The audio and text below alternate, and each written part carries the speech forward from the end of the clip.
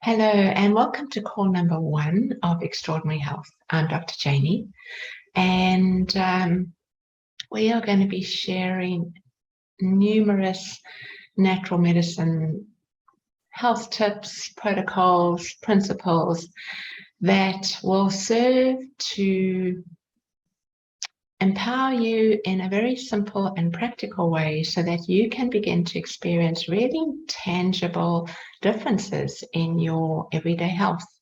And in no time at all, my hope for you is that you will find yourself on a very different tangent in terms of your health journey. So with that said, let's dive into one of the most important fundamentals in natural medicine, and that being the importance of water and how universal the prevalence of dehydration, in fact, is in our everyday modern world. Now, if we fail to address fundamentals, then the tendency is to jump into finding a quick fix pharmaceutical to mask the symptom, which may help for a while, but before long, without exception, if the cause is not addressed, then these symptoms begin to spiral negatively. The disease symptoms begin to worsen in the intensity, and over the long term lead to consecutive and ever worsening disease situations. And so dealing with this number one fundamental of health, our body's extraordinary capacity for water to function and perform the most basic functions on a moment-to-moment basis in our body. Now, our body is made up of 75% water, so only 25% of that is solid matter. Now, water enables our blood to flow around our body in our circulation. And in doing so, it provides the delivery of nutrients to all of our cells. It enables the trillions of the cellular activities in the body to take place. And of course, it also enables elimination. All of this is based on water, and if we were to use a metaphor, if you think about cleansing anything, whether it is cleaning out a pipe or washing your car, what do you use as the basis? Water. Well, your body is no different. However, in spite of that, most people are not having anywhere near what they should be having in terms of their water requirement on a daily basis.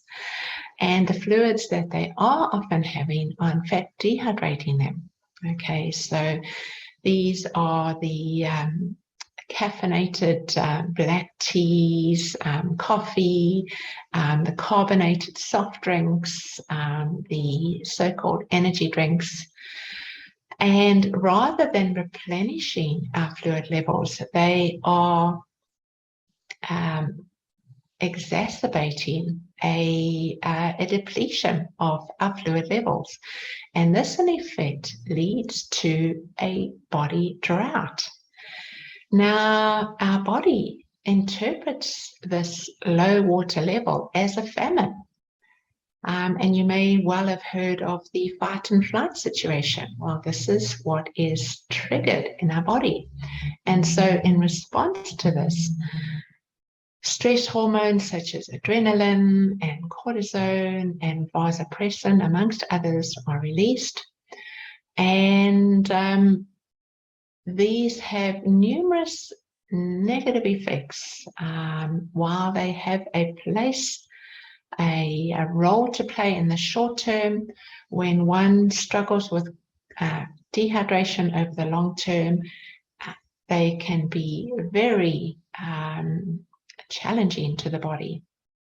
Now, I'll just give you a couple of examples.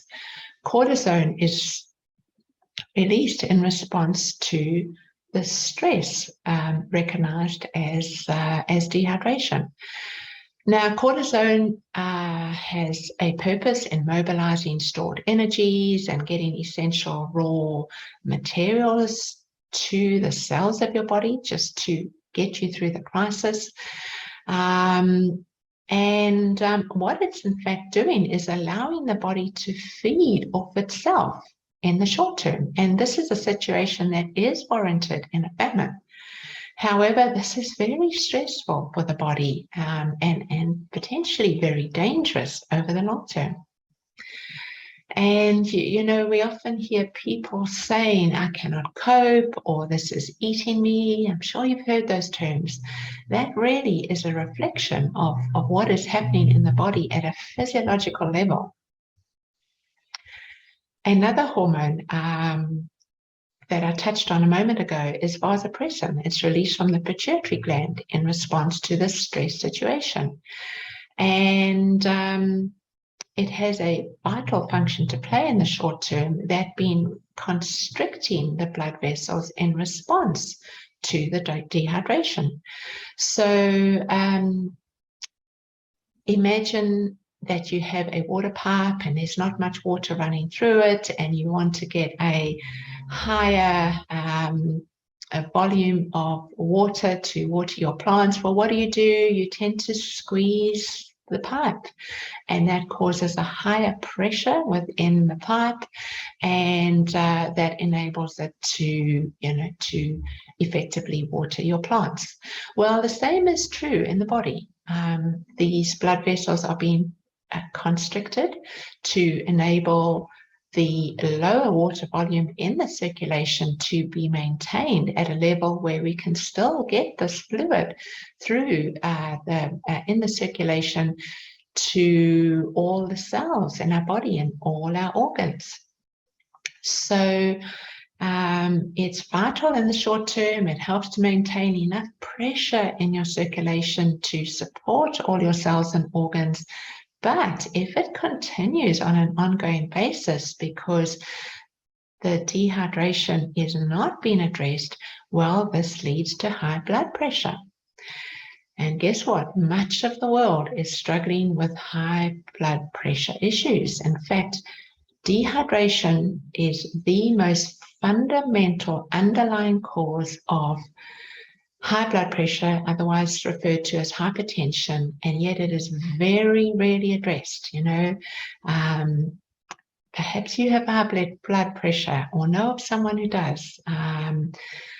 One of the first things you should be doing is drinking more water, and yet that is so seldom is the emphasis.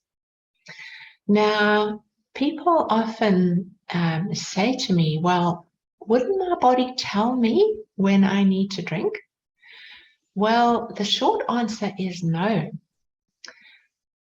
In a state of chronic dehydration, thirst is in fact not triggered. How's the great irony?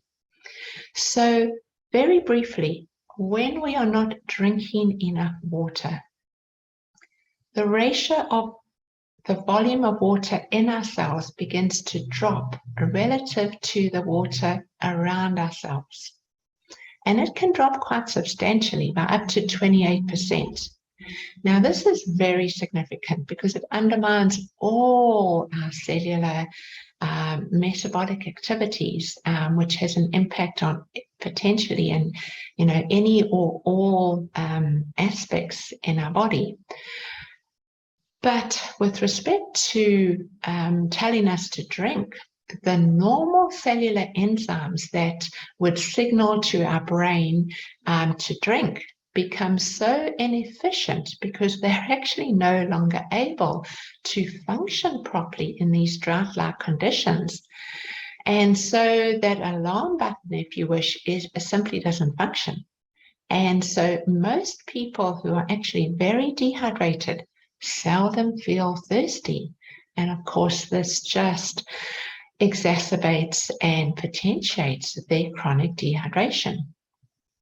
And hand in hand with this, because the water is not able to flush out the body. Remember we said how we use water to clean a car or anything else? Well, all our metabolic processes produce metabolites, they produce toxins, and this builds up in and around the cells. Now there's not enough water to flush this away, and so the toxin levels begin to rise. And the longer this goes on for, the greater the toxicity crisis in the body, and it's just a matter of time before symptoms in the body begin to present. Now, in allopathic medicine, this is quickly labeled and put in a box as a specific disease, and a drug or a number of drugs are handed out to in an attempt to address the symptom, when in fact all along the real issue at play here is the lack of water, and this is where our focus needs to be. Now, virtually any disease that we can think of has its origins in dehydration. Heart disease, diabetes, hypertension, we mentioned a moment ago, obesity, cancer, Alzheimer's, the list goes on. And it reminds me of a quote that always makes me chuckle. It's one that is shared by Dr. Batman Galidi. I hope I pronounce his name right. But the quote goes like this: "You are not sick, you are thirsty." And I want you just to give that quote some thought, because it is enormously powerful and has great truth. Now, there is a great deal more that we could talk about water and dehydration, but I want to get straight to what you can do about addressing dehydration in your life right now. So first of all, you might be asking, well, how much is enough? And a good ballpoint figure that you can aim towards is 1 liter per 22 kilograms body weight. Okay. That might change slightly, if you're very active, if it's very hot, it may be more than that. But that's a good goal to be aiming towards. If you currently drink very little, you need to build up slowly to that. So for example, if you weigh 66 kilograms, you're looking at 3 liters a day. And you don't want to go from drinking half a liter a day to 3 liters tomorrow. Build it up slowly over a week or several weeks, depending on where you currently are. Quality is everything too. You want good quality, pure, filtered water, as close to nature, Mother Nature, as you can get. And there are many wonderful filters out there.